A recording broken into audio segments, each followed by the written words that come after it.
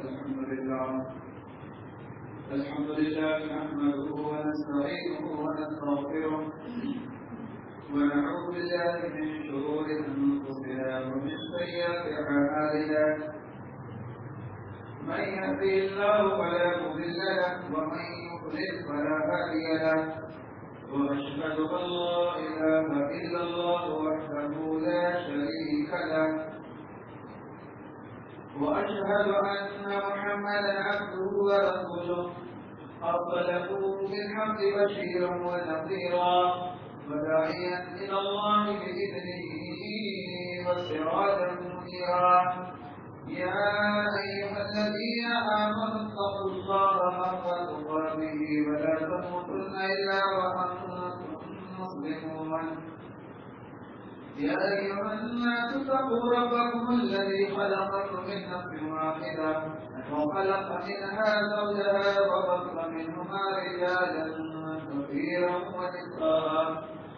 واتقوا الله الذي تساءلون به والأرحام إن الله كان عليكم رقيبا يا أيها الذين آمنوا اتقوا الله وقولوا قولا سديدا يصلح لكم أعمالكم ويغفر لكم ذنوبكم ومن يطع الله ورسوله فقد فاز فوزا عظيما أما بعد فإن أصدق الحديث كتاب الله وخير الهدى هدى محمد صلى الله عليه وسلم وشر الأمور محدثاتها وكل محدثة بدعة وكل بدعة ضلالة وكل ضلالة في النار. أعوذ بالله السميع العليم من الشيطان الرجيم. بسم الله الرحمن الرحيم. قال والقرآن المجيد بل عجبوا أن جاءهم منذر منهم فقال الكافرون هذا شيء عجيب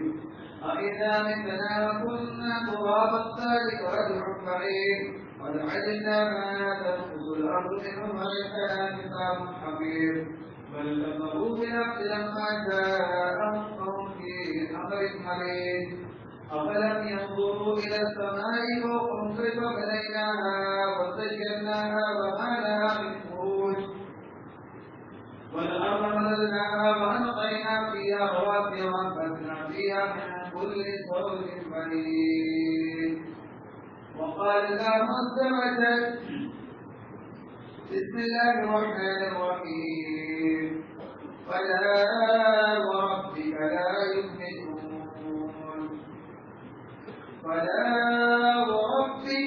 يؤمنون حتى يحكموك فيما شجر بينهم ثم لا يجدوا في أنفسهم حرجا مما قضيت ويسلموا تسليما.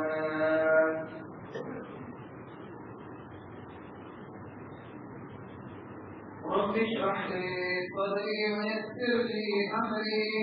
واحلل عقدة من لساني يفقهوا قولي. اللهم رب زدني علما اللهم انفعني بما علمتني وعلمني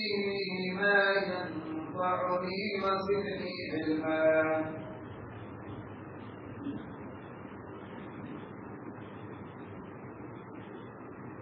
اس کی تعریف توصیف بڑائی غسل کی ہر طرح کی باقی ستائش مرتبی کی سزاوار بڑی بات الہ ہے جو ہمیشہ ہمیشہ سے باقی ہے اور ہمیشہ ہمیشہ اس کو بقا ہے. بے شمار رحمتیں برکتیں صلاۃ و سلام نازل ہوں ہمیں صلاۃ و تسلیم پر بالخصوص نبی مکرم رسول معظم جناب محمد رسول اللہ صلی اللہ علیہ وسلم پر. اللهم صل على محمد وعلى آل محمد كما صليت على إبراهيم وعلى آل إبراهيم إنك حميد مجيد. اللهم بارك على محمد وعلى آل محمد كما باركت على إبراهيم وعلى آل إبراهيم إنك حميد مجيد. حاضرین گرامی،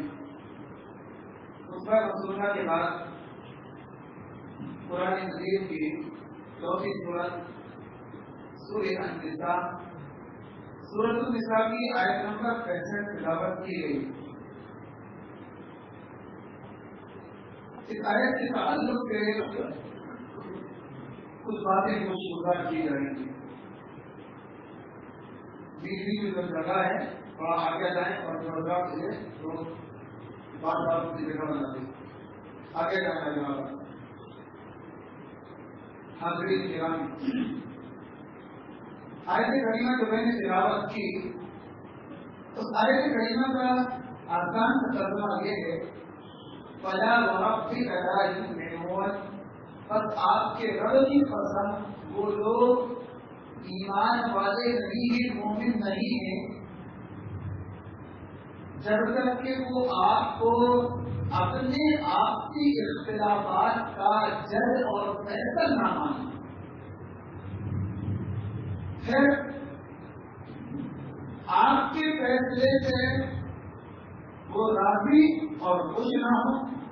اور ان کے دلوں میں آپ کے فیصلے کے تعلق سے کوئی رنجش یا کوئی بات بھی نہ پائی جائے۔ آیت کریمہ میں جو باتیں اللہ سبحانہ و تعالیٰ نے بتائی، یہ آیت صرف ایک آیت نہیں ہے۔ اس آیت کے اندر جائیں تو قرآن مجید نے اگر اللہ کے نبی صلی اللہ علیہ وسلم کی فضیلت پر اس آیت کے علاوہ اگر ایک آیت بھی نہ ہوتی تب بھی پورے دین کو سمجھنے اور سمجھانے کے لیے اور نبی اکرم صلی اللہ علیہ وسلم کے مقام و مرتبے کو پوری انسانیت کو بتانے کے لیے صرف ایک آیت پر آیت میں جو باتیں بنیادی طور پر بتائی گئی، پہلی بات یہ ہے کہ عدالت محمدی کے ہوتے ہوئے اپنے آپ کے مسئلے کا حل کسی غیر سے کرانا، یہ محمد رسول اللہ جو ہمارے نبی ہیں ان کی طرف سے بہت بڑی توہین بے عزتی ہے۔ دوسری بات یہ ہے، آیت یہ بتا رہی ہے کہ رسول اللہ صلی اللہ علیہ وسلم صرف ایک نبی ہی نہیں، نبی اکرم صلی اللہ علیہ وسلم کا اصل چمکتا ہوا ستارے اور سورج کے جیسے، اور اللہ کے نبی علیہ السلام کی نبوت اور رسالت کے ہوتے ہوئے اپنے آپ کی اختلافات کے فیصلے کے لیے کسی اور کو تسلیم کر لے، یہ گویا کہ سورج کو چراغ دکھانے کے مطابق۔ اس مختصر کی آیت کی تین باتیں بنیادی طور سے بتائی گئی، تین اصول بتائے گئے۔ پہلا اصول رب الجلال کی بات ذکر فرمائی کہ قیامت تک کے جتنے بھی لوگ نبی کے زمانے سے لے کر قیامت تک کے انسان تک کی کلمہ پڑھیں گے، کلمہ پڑھنے کے بعد ان کے ایمان کی شرط اول یہ ہے کہ وہ اللہ کے نبی صلی اللہ علیہ وسلم کو ہر مسئلے کا فیصلہ کرنے والا حاکم اور جج مقرر ہے، پہلی شرط۔ دوسری شرط بتائی گئی کہ اپنے ہر مسئلے میں نبی کو سب کچھ مان کر نبی کے فیصلے سے دل جان سے نبی کے فیصلے پر راضی اور خوش ہونے کا اظہار کرے اور خوشی سے نبی کے فیصلے کو تسلیم کرے۔ تیسری بات آیت میں بتائی گئی کہ محمد رسول اللہ صلی اللہ علیہ وسلم کی زبان مبارک سے یہ آپ کی شریعت سے کوئی مسئلے کا حل تم کو مل جائے، شریعت محمدی کوئی مسئلے کی وضاحت کر دے تو اس مسئلے میں تمہارے دل کے اندر کسی طرح کی کدورت، کسی طرح کی تنگی اور کسی طرح کا میل اور رنجش نہ بڑھے گا۔ نبی کا فیصلہ ہے، چاہے تمہاری ذات کے خلاف ہو، تمہارے مذاق کے خلاف ہو، تمہارے آبا و اجداد کے خلاف ہو، تمہارے خاندانی رسومات کے خلاف ہو، تمہاری گویا کے اماموں اور تمہارے ساری چیزوں کے خلاف ہو، لیکن وہ بات اللہ کے رسول صلی اللہ علیہ وسلم کی پائے ثبوت سے مل رہی ہے تو ایک مسلمان کے ایمان کے لیے شرف اول بتائی گئی کہ وہ اللہ کے نبی کو سب کچھ مانے، فیصلہ کرنے والا جج تسلیم کر لے اور نبی کے فیصلے سے دل کو تنقید نہ ہو اور نبی کے فیصلے سے دل راضی اور خوش ہو۔ گویا کہ آیت کریمہ میں یہ بات بنیادی طور سے انسانیت کو سمجھائی گئی کہ محمد رسول اللہ صلی اللہ علیہ وسلم کی رسالت، آپ کی نبوت ایک عالمگیر نبوت، ایک آبادی نبوت ہے۔ آپ کی نبوت کا زمانہ صرف مکہ کے 13 سال اور مدینے کی 10 سال میں نبی کا زمانہ ختم نہیں ہوا، بلکہ قیامت تک آپ صلی اللہ علیہ وسلم کی حیثیت بالکل منوعن وہی ہے جو محمد رسول اللہ صلی اللہ علیہ وسلم کی حیات طیبہ میں تھی، جو نبوت کی حیثیت صحابہ کی حیات میں تھی، جو نبوت کی حیثیت اور مرتبہ تابعین کی زندگی میں تھا، محدثین کی زندگی میں تھا۔ قیامت تک نبی کی حیثیت بالکل منوعن اسی انداز کی ہوگی۔ گویا کہ یہ آیت ہم کو بنیادی طور سے سمجھا رہی ہے کہ محمد رسول اللہ صلی اللہ علیہ وسلم کے پاس اپنے آپ کی اختلافات کا فیصلہ کرنے اور کرانے کا ذہن بنانا یہ ایک ایمان کی پہچان ہے، اور نبی کے فیصلے سے ہٹ جانا یا اپنے اختلافات کے فیصلے کے لیے نبی کو چھوڑ کر کسی اور کو تسلیم کرنا یا کرانا یہ اتفاق کی کفر کی پہچان۔ کیونکہ رب الجلال نے قسم کھا کر بات کو ذکر فرمائی کہ آپ کے رب کی قسم وہ لوگ ایمان والے ہیں ہی نہیں، وہ مومن ہی نہیں جو آپ کو اپنے فیصلے اختلافات کا فیصلہ کرنے والا نہ مانے۔ انسان سے انسان اگر اللہ کے نبی صلی اللہ علیہ وسلم کی حیات طیبہ کو ہم پڑھتے ہیں تو نبی کی سیرت، نبی کے کردار، نبی کی زندگی کو ہم کو یہ بتاتی ہے کہ نبی کے زمانے میں صحابہ تو ٹھیک ہے، انسان تو ٹھیک ہے، جسم تو ٹھیک ہے، اللہ کی بے زبان جانور جیسی مخلوق بھی اگر کوئی دشواری پیش آتی تو بتا اپنا نبی کے پاس آ کر اپنے مسئلے کے فریاد کیا کرتے۔ بے زبان مخلوق سے ہے کہ عقل و خیال سے لبریز اور عقل و خیال سے مانا انسان اللہ کے رسول صلی اللہ علیہ وسلم کی حیثیت سے ناواقف ہے۔ اس زمانے کے ایک بے زبان مخلوق جانور سے پوچھے کہ اختلافات کا حل مجھے کہاں مل سکتا ہے، اس کو بھی پتا تھا کہ میرے مسائل کا، میری پرابلم کا حل کوئی کر سکتی ہے، اور صرف ایک ہی بات ہے جس کی محمد رسول اللہ صلی اللہ علیہ وسلم کہا جاتا ہے۔ اس تعلق سے بہت سارے واقعات ہیں۔ ایک واقعہ اپنی دلیل کے طور پر پیش کر کے بات کو آگے بڑھاتا ہوں۔ حضرت جعفر تیار بن القدر صحابی ہیں، ان کے بیٹے عبداللہ بن جعفر مسند احمد کی، ابن ماجہ اور ابو داؤد کی صحیح حدیث۔ وعن عبد الله بن جعفر رضي الله تعالى عنه قال: أرسلني رسول الله صلى الله عليه وسلم ذات يوم خلفه فأتى إلى الحديث لا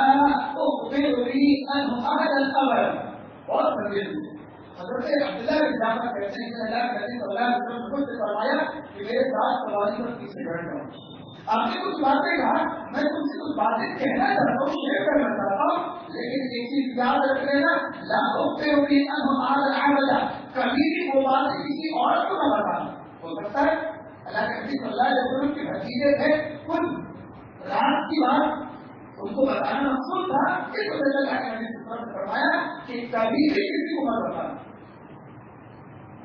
ساتھ ہی کہتے ہیں کیا حسن کے ساتھ چل رہا تھا آپ صلی اللہ علیہ وسلم، وکان رسول اللہ صلی اللہ علیہ وسلم احب مستطیع فی حاجتی حدب او حاجت شناخت۔ اللہ کے نبی صلی اللہ علیہ وسلم کو جدید قضاء حاجت ہوتی، آپ صلی اللہ علیہ وسلم اس بات کا اہتمام کرتے کہ کسی پیلے کی آڑ میں جاتے یا کوئی نمستان میں چلے جاتے، پیڑ وغیرہ کی آڑ میں کرتے، کھلے میدان میں نہیں کرتے۔ کھلے میدان میں ایک کھلی جگہ پر جہاں پر انسان قضاء حاجت کرتے وقت کوئی اس کو دیکھ لے، چاہے وہ اس پوچھا کر رہا ہوں کیا کر رہا ہے وہ کھانا کر رہا ہے پولیس کو دیکھ رہا ہے کہتے ہیں کہ پتہ چلا منہاجی کا نزدیکا انسان آپ صلی اللہ علیہ وسلم کو اس سفر میں فضائے حاجت کی ضرورت محسوس ہوئی. آپ صلی اللہ علیہ وسلم نے مجھے ٹھہرا دیا اور آپ اپنے ساتھ حاجت کی چیز لے کر ایک انصار کے باغ میں داخل ہو گئے. آپ حکم جیسے داخل ہوئے آپ صلی اللہ علیہ وسلم باغ میں گئے تھے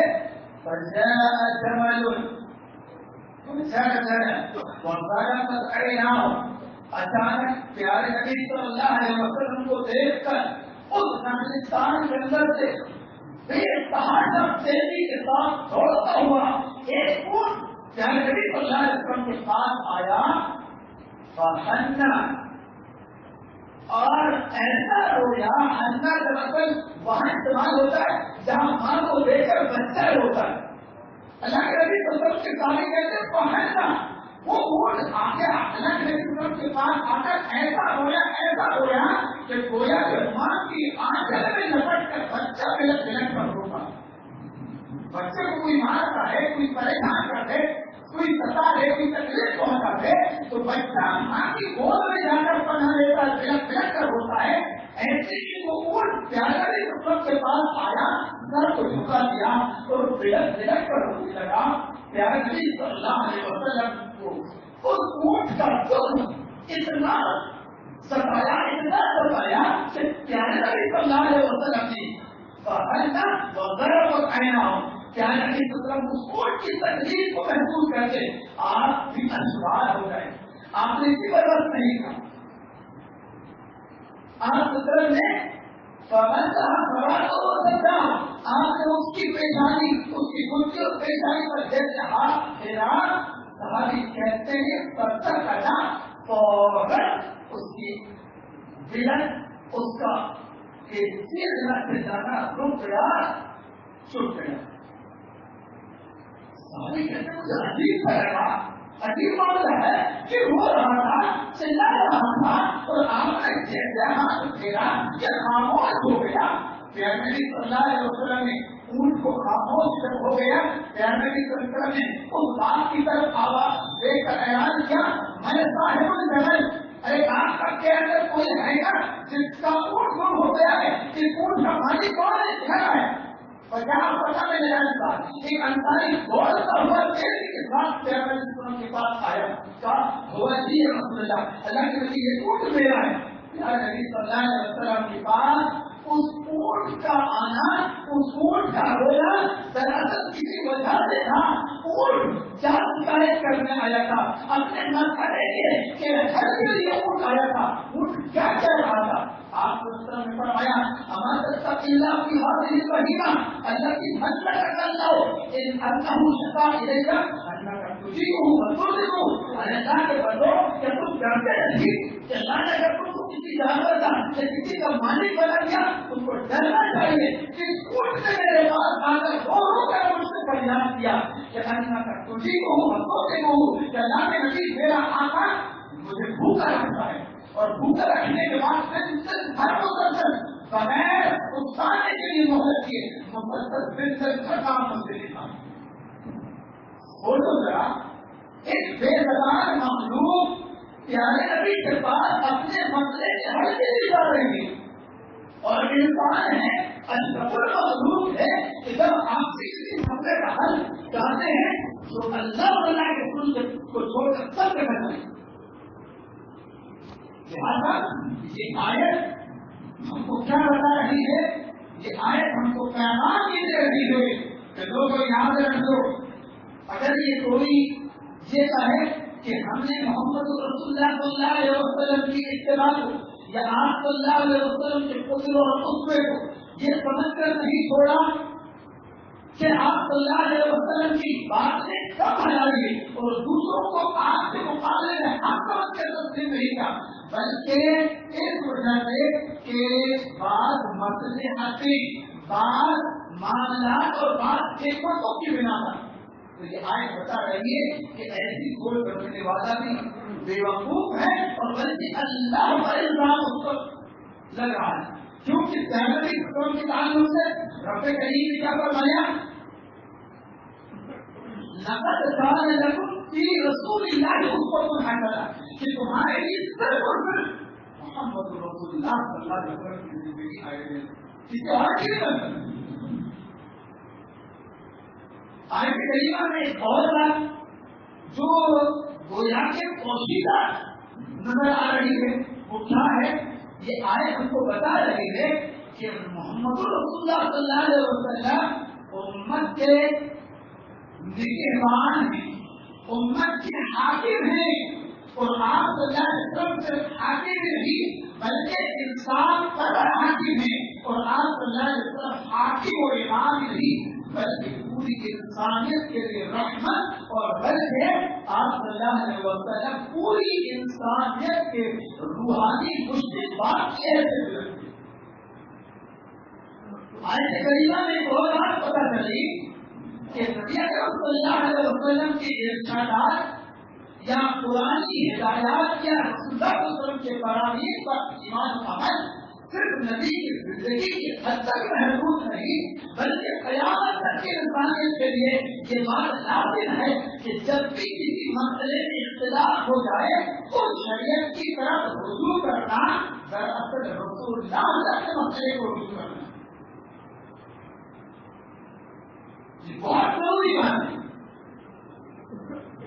کہ اپنے مسائل کے حل کے لیے کتاب و سنت کی طرف رجوع کرنا دراصل بذات خود رسول اللہ صلی اللہ علیہ وسلم سے رجوع کرنا، اس لیے کہ شریعت محمدی صرف نبی کی زمانے کے حد تک نہیں بلکہ اس کی حیثیت لا الہ الا اللہ محمد رسول اللہ ہر کلمہ پڑھنے والے کے لیے کہ اللہ کے سوا کسی کی عبادت نہیں اور محمد رسول اللہ صلی اللہ علیہ وسلم کے علاوہ کسی اور کا طریقہ قیامت تک کے لیے ناقابل قبول ہے۔ اس حیثیت سے بذات خود رسول اللہ صلی اللہ علیہ وسلم کی احادیث سے رجوع کرنا بذات خود اللہ کے رسول صلی اللہ علیہ وسلم سے رجوع کرنا ہے، یعنی اگر کوئی انسان حدیث کی بنیاد پر قرآن کی آیات کی بنیاد پر کوئی عقیدہ اور کوئی عمل اختیار کرتا ہے اور کوئی مسئلے کا حل تلاش کرتا ہے گویا کہ اس نے بذات خود اللہ کے نبی علیہ السلام سے اس مسئلے کی وضاحت حاصل کر دی۔ آیت میں ایک لفظ ہے ایمان نظر آ رہے ہیں، ایمان اپنے آپسی اختلافات کا حل، آپسی اختلاف یہ صرف معاملات کے اندر نہیں بلکہ عقائد ہو، اس میں اختلاف ہے، ہم کو حل کرانا ہے یا نبی صلی اللہ علیہ وسلم، معاملات میں اختلاف ہو رسول اللہ سے، عبادت میں ہو رسول اللہ سے، اعمال میں ہو رسول اللہ سے، گھریلو زندگی ہو، بچپن کی ہو، پیدائش کی ہو، موت کی ہو، میت کی ہو، جنازے کی ہو، نماز کی ہو، حج کی ہو، روزے کی ہو، ایمان سے لگا آپس میں انسان جس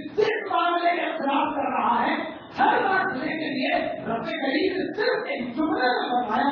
ایمان سے لگا رہنا، ایمان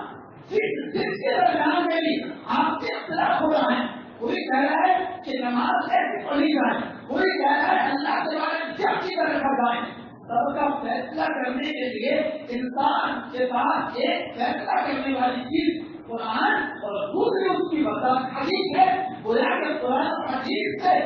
استدلال کرتے ہوئے یا قرآن حدیث سے استعمال کر کے کوئی مسئلے کا حل کرتے اس کو قبول کرنا یہ دراصل خود بتا خود صاحب شریعت سے حل کرنے اور کرانے کا مطلب۔ ہم نے کیا سمجھ لیا کہ آپسی اختلاف کا حل اگر کوئی کسی سے معاملات کا معاملہ ہو تو قرآن کو پکڑائے گا، قرآن پر ہاتھ رکھ کر قسم کھلائے گا، کوئی کسی نے زمین مطلب کر لیا اس کا فیصلہ کرنا ہے قرآن سے، قرآن مجید کے لفظ پر غور کرے، ایمان سے لگا رہنا، اپنے آپ سے جو بھی اختلاف ہو ہر اختلاف کا حل ہم کو شریعت دے گی۔ اس سے بات پتہ چلتی ہے کہ شریعت عالمگیر شریعت ہے، یہ نہیں کہ اللہ کے نبی کے زمانے تک مسائل کا حل تھا اور قیامت تک مسائل کا حل اگر دیکھنا ہے تو بلا زندگی میں دیکھنا پڑے گا. یہ ممکن نہیں کہ شریعت یہ عام اعلان کر دے کہ وہاں جبتا اسلام دین اور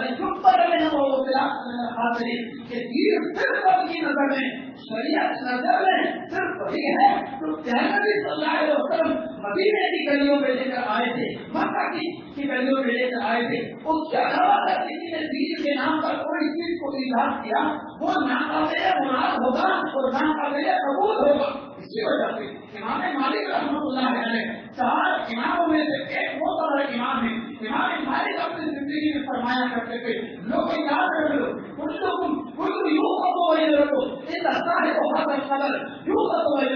ہر انسان کی بات پر عمل کیا بھی جا سکتا ہے, اس کی بات کو چھوڑا بھی جا سکتا ہے, لیکن صرف رب نے اگر ایسی شخصیت بنائی جس کی ہر بات کو جو بحثیت رسول انہوں نے کہا وہ محمد رسول اللہ ہے, لیکن کی ہر بات کو قبول کیا جائے اس کی کوئی بات کو چھوڑا نہیں جائے. اس کی بات امام مالک فرمایا کرتے تھے, لوگ یاد رکھ لو جو بات محمد رسول اللہ کے زمانے میں نبی کے زمانے میں تھی شریعت تھی وہی چیز قیامت کی صبح تک بھی باقی رہے گی, اور جو چیز نبی کے زمانے میں نبی کی حیات میں نبی کی زندگی میں تھی نہیں تھی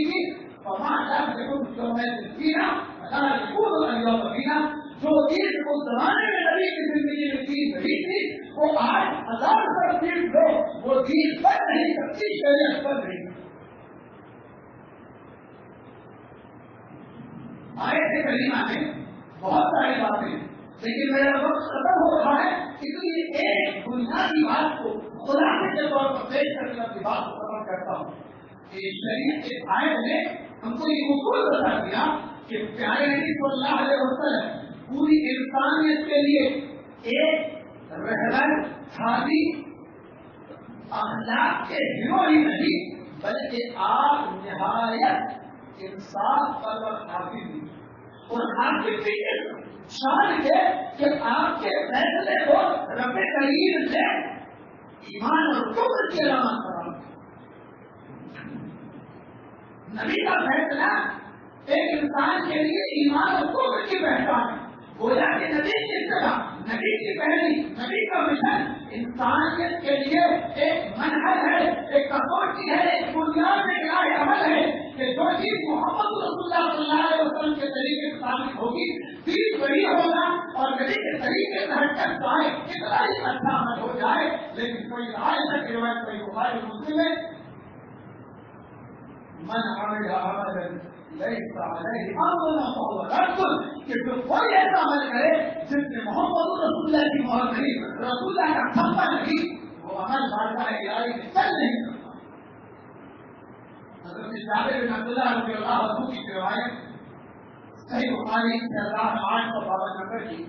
کہ پیارے نبی صلی اللہ علیہ وسلم فرماتے کہ میں سویا ہوا تھا, میرے پاس 2 لوگ آئے, آسمان سے فرشتے آئے, اس طرح کھڑا ہو گیا, ایک پیر کے پاس کھڑا ہو گیا,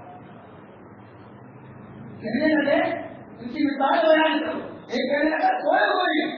ایک نے کہا بھائی صرف یہ نبی ہے, آنکھ ہوتی ہے پھر جاگتا ہے, ان کی مثال ہے. اس کا مثال کیا ہے؟ ان کی مثال ایک عمارت کی تھی,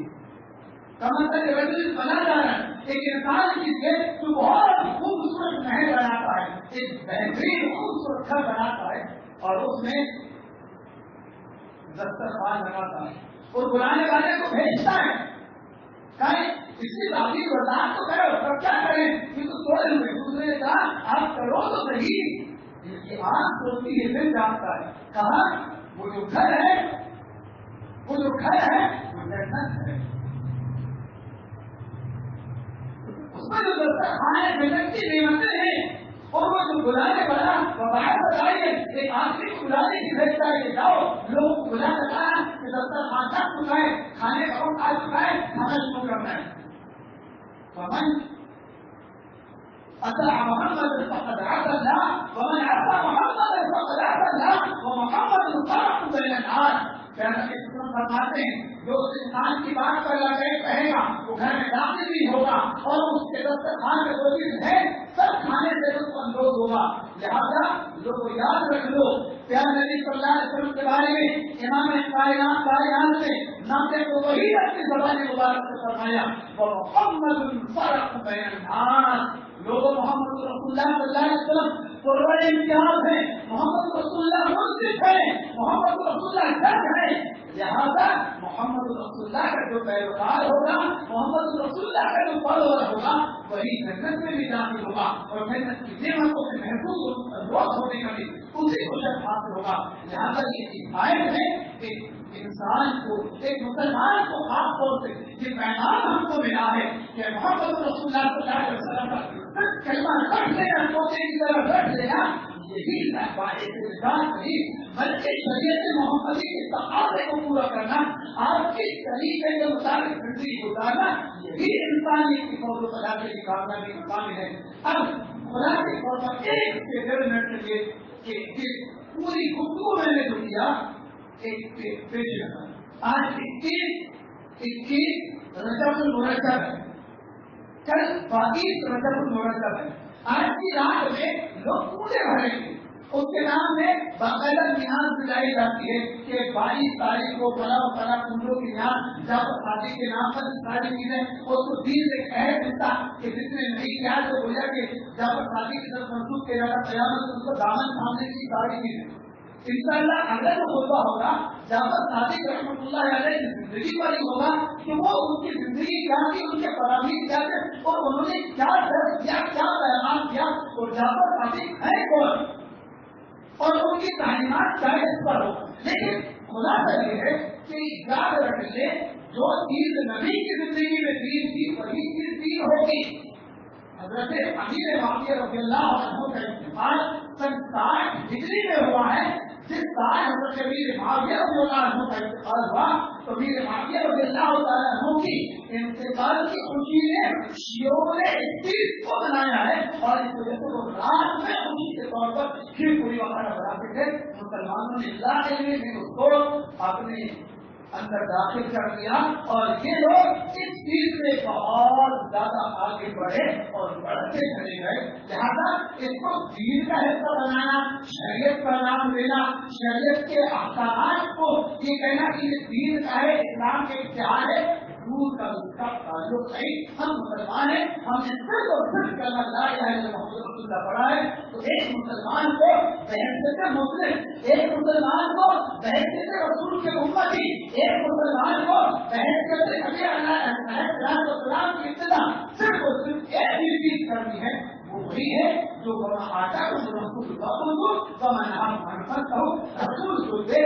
دو اور رسول جس چیز سے منع کر دے اس چیز سے روک جاؤ. جہاں تک رسول اللہ نے ہم کو دیا ہے وہ اتحاد کے نام میں, خوشیوں کے نام میں کون نے ہم کو رسول اللہ نے کیا ہے, ایک عید الفطر ہے اور دوسری عید الاضحیٰ ہے. تیسری عید کے نام میں, خوشی کے نام میں, اتحاد کے نام میں اسلام کے اندر کوئی دور دور تک کوئی شائبہ نہیں, کوئی اختیار تک نہیں. اللہ تعالیٰ سے دعا کیجیے اللہ مسلمان کو جہاں نبی صلی اللہ علیہ وسلم کا سچا پکا امت کی بننے کو پتا کرنا, نبی کی عظمت کو, نبی کے مقام کو جاننے کی اور نبی کی صحیح مرتبہ کو جان کر نبی صلی اللہ علیہ وسلم کی صحیح اتباع اور پیروی کے تمام کو پتا کرنا. اللہ دنیا کے سارے مریضوں کو شفا عاجلہ اتحاد واقعی سے مدد فرما دے. اللہ کو بے گھر فرما, بیروزگاروں کو اس کے درد فرما, اللہ بے دینوں کو دین حنیف عطا فرما دے. اللہ دنیا میں کندا فرما دے. اللہ تبارک دنیا میں زندہ رکھ, اللہ کی سنت پر مضبوطی کے ساتھ دل ہے اس کو پتا کرنا.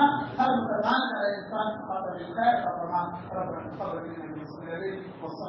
وسلم.